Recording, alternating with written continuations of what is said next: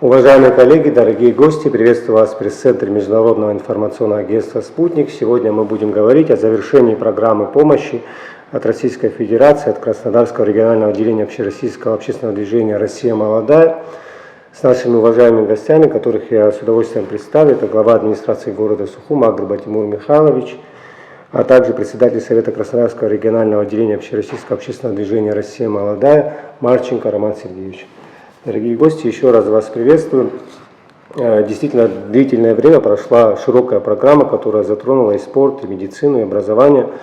Роман Сергеевич, на чем основывался приоритет выбора в этой программе и что было сделано в рамках благотворительной акции? Благодарю за вопрос. Прежде всего, мы отталкивались от запроса наших абхазских коллег. Этот запрос был сформирован правительством, была проделана изначально плотная работа профильными министерствами Республики Абхазия и Российской Федерации, по итогам которого были выявлены наиболее такие проблемные эффективные точки.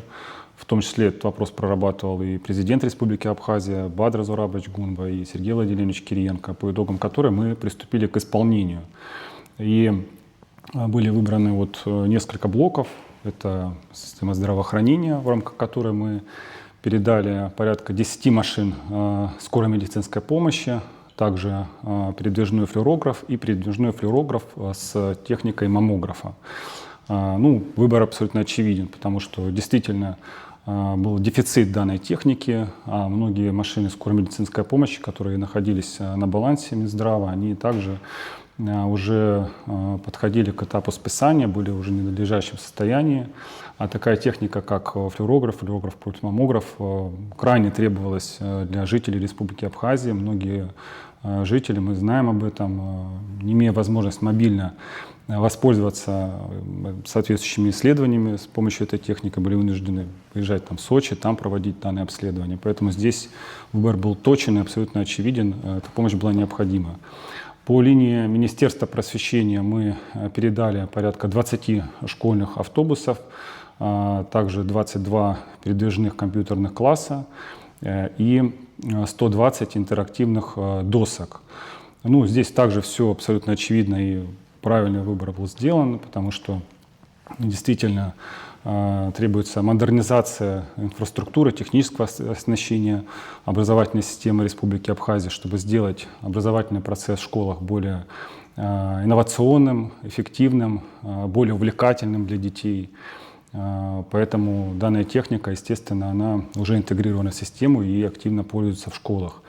Помимо 20 школьных автобусов, которые мы передали, я знаю, что коллеги из других регионов Российской Федерации также в этом году еще 20 передали автобусов, то есть всего 40. Их сейчас на балансе у Минпроса. Также крайне необходимая была помощь, потому что очень много школ, находящихся в труднодоступных населенных пунктах, в районах, в селах в Республике Абхазия, где проблемы с осуществлением логистики в образовательные учреждения. Также необходимо обеспечить возможность посещать мероприятия для молодежи республиканского масштаба, посещение музеев, форумов различных, в том числе и на территории Российской Федерации. В частности, я знаю, недавно ребята ездили на мероприятия в Сириус и в Сочи, в Краснодарский край, именно на этих школьных автобусах, которые они так любя назвали желтопузиками. Поэтому эта помощь была крайне необходима, и слава богу, хорошо, что мы смогли осуществить данную помощь. И развитие инфраструктуры в сфере инфраструктурных объектов спортивного назначения, любительского спорта, детских площадок. Также была крайне востребована, необходима в Республике Абхазия. Мы построили порядка 12 многофункциональных спортивных площадок на территории Абхазии. Это Чимчира, Гал, Ткачальский район и город Сухум. И 5 детских площадок также в городе Сухум. Потому что действительно подобных объектов не хватает в Республике Абхазия. Здесь дети во многом прям живут спортом, им требуются подобные объекты.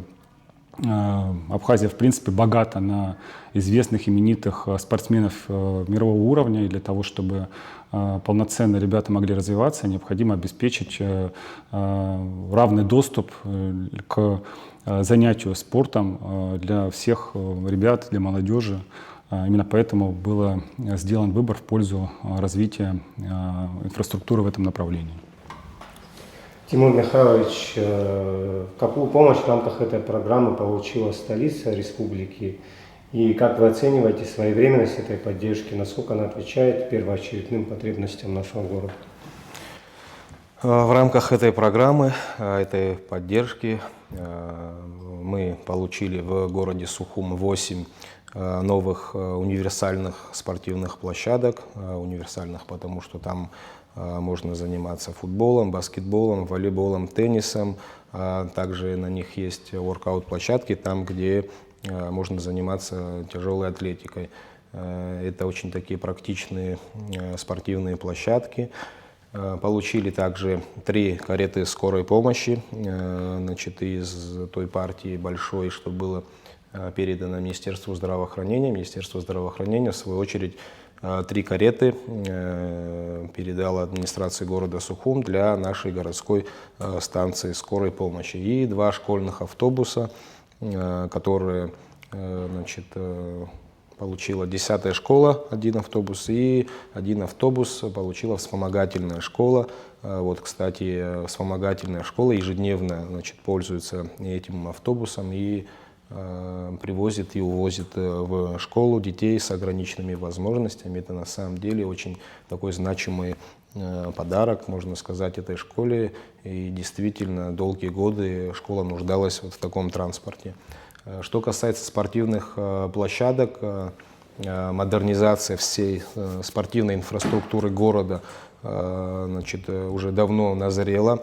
Как вам известно, с 2010 года по 2014 год в городе Сухум было построено много, порядка 14 мини-футбольных стадиона, которые сегодня нуждаются в капитальном ремонте, которые необходимо закрывать. И строительство новых универсальных площадок даст нам в будущем, в 2026 году, в 2027 году закрыть наши старые существующие спортивные площадки на капитальный ремонт, тем самым дать возможность нашим спортсменам тренироваться уже на новых площадках. Более того, значит, это дает возможность нашей молодежи, нашим школьникам тренироваться в совершенно новых условиях, в комфортных, поэтому это очень значимый вклад в развитие вообще спорта и развитие здоровья молодежи в нашем городе, ну и в нашей стране в целом.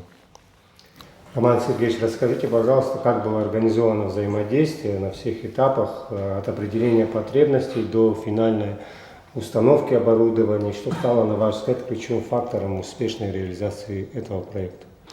Ну, у нас очень тесное взаимодействие со всеми органами власти Республики Абхазия. Была нам оказана всяческая поддержка, помощь. И с управлением капитального строительства мы начинали этот проект еще с Тимуром Михайловичем, бытность его руководителем этого управления. Продолжали уже с новым руководителем, с Демиром Комиссони, которому мы также очень благодарны. Всяческая помощь была оказана и со стороны Черноморэнерго, со стороны администрации районных и депутатского корпуса. В этом смысле мы действовали как одна слаженная команда. В целом локации определялись нашими абхазскими коллегами. Мы должны были только технически это исполнить. Мы посчитали себя не вправе навязывать нашим коллегам, где лучше расставлять эти площадки. То есть, конечно, людям с мест виднее, где потребность наиболее высока. Но мне кажется, все получилось очень точно, выверено. В Гальском районе действительно вот подобного объекта не было, да, он был необходим. Но вот скажу такой небольшой секрет. Изначально вот именно там предполагалось установить эту площадку в Центральном парке, но когда мы уже отмеряли размеры, мы увидели, что там она никак не встанет, и с руководством администрации перенесли на другую локацию. То же самое, там, вот, например, в Кварчальском районе такие площадки были крайне необходимы. Я считаю, что правильно был сделан выбор в пользу этого района, потому что действительно детям необходимы были подобные объекты в этой локации. В городе Сухум, понятно, столица республиканская, здесь проживает наибольшее количество молодежи, жителей, здесь поэтому немного большее количество этих площадок было сконцентрировано. В Ачимчире тоже было необходимо. Где-то были свои особенности технического плана, например, там, в 6-й школе Синопа не могла стать в этой конфигурации, в изначальном проекте, не могла разместиться данная площадка, мы поэтому и разбили на 2 секции, отдельно игровую, отдельно воркаут-зону. Вот. Ну, у нас, я считаю, получилась реализация достаточно успешно. Также еще один такой небольшой секрет скажу. У нас изначальный проект был немного другого характера, то есть он предполагал просто вот зону ограждений и игровую зону, воркаут, все. То есть потом уже в процессе мы смогли достичь того, чтобы внести дополнительные работы, дополнительно внести изменения в проект и добавить такую небольшую зону благоустройства, отмостки, лавочки, урны по периметру площадок и в зоне воркаут, чтобы у людей, там, особенно там, вот у родителей, была возможность прийти, посидеть и наслаждаться тренировками детей или наоборот. Вот. И провести также дополнительно смогли и подключить освещение, что тоже изначально не было в этих проектах предусмотрено.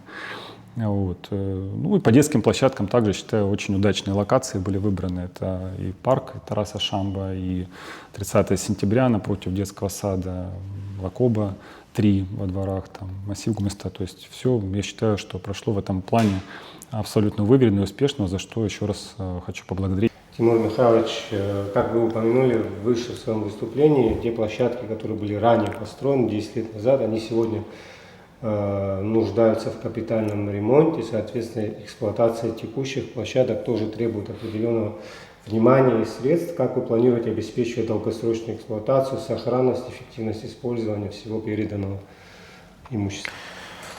Мы сейчас формируем бюджет администрации города Сухум на 2026 год, и в этом бюджете уже предусмотрели расходы по содержанию данных площадок, ну и не только данных площадок, как вам известно, сейчас активно, значит, идет благоустройство набережной, и в новом районе новый сквер, значит, у нас введен в эксплуатацию, и его тоже необходимо будет содержать, и много дополнительной нагрузки ложится на администрацию города, но в то же время мы понимаем, что если ставить это все без нужного там присмотра и нужной эксплуатации правильной, да, тогда это все очень быстро придет в негодность, поэтому наши службы будут заниматься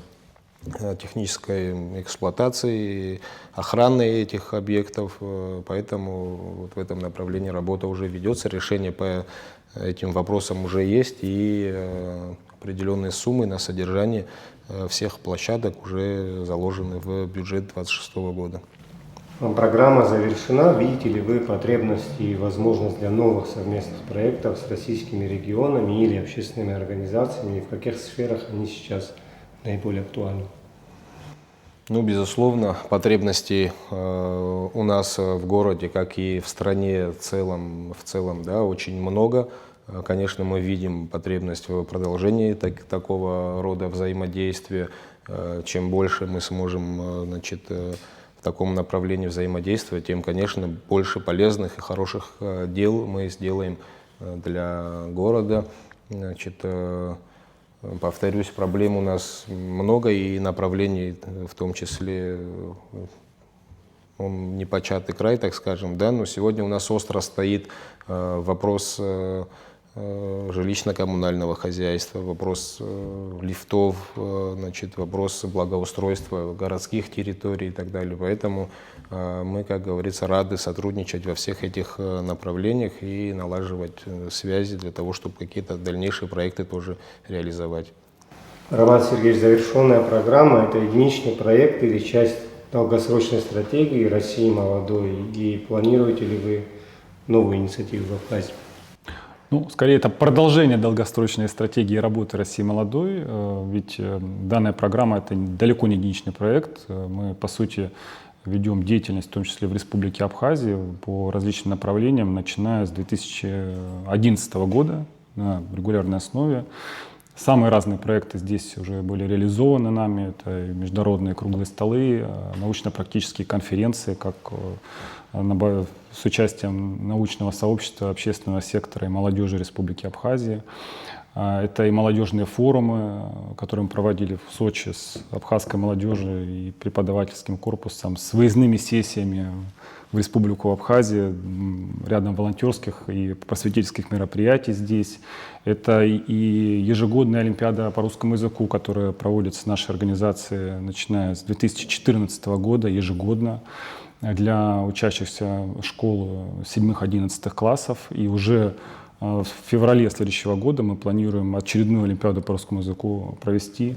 Это и просветительские программы, просветительские мероприятия, которые мы реализуем также совместно с обществом знанием, лекции ежегодно вот проводим. В следующем году также будем проводить серию таких мероприятий, посвященных тематике Великой Отечественной войны, в частности, битвы за Кавказ, истории по подвигах абхазских героев Советского Союза.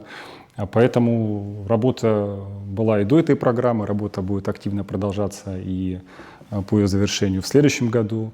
Но что касается именно таких программ, вот, подобного рода по развитию технического оснащения профильных министерств, развитию социальной инфраструктуры в Республике Абхазия, на данный момент мы программу успешно и досрочно завершаем.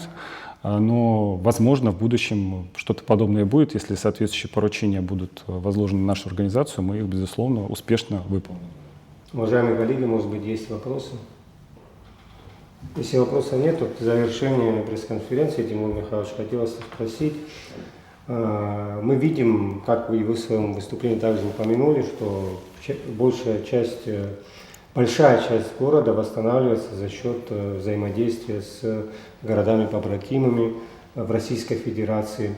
Это и набережная Сухума, и новый район. Проводит ли администрация практику подключения абхазского бизнеса к восстановлению города и как, на ваш взгляд, должна выглядеть эта работа?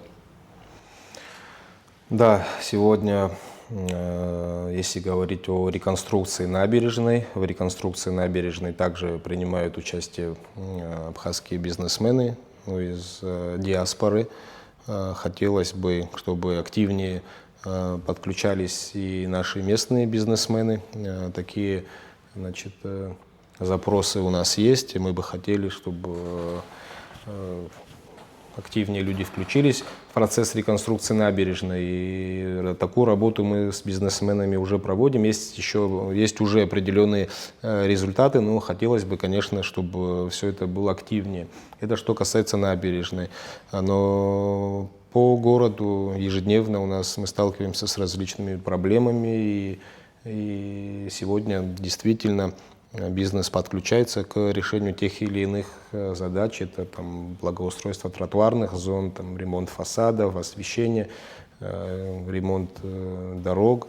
В этом смысле сегодня уже потихоньку бизнес подключается, проделана определенная работа, о которой мы будем в конце года обязательно рассказывать. Поблагодарим тех, кто принимает участие в благоустройстве города, и будем просить и дальше более активно подключаться наших бизнесменов к благоустройству нашего города, так как я думаю, что и коллеги наши из Российской Федерации, которые нам в этом помогают, хотели бы видеть, что и абхазский бизнес не безучастен и не безразличен к своему городу и принимает активное участие к благоустройству.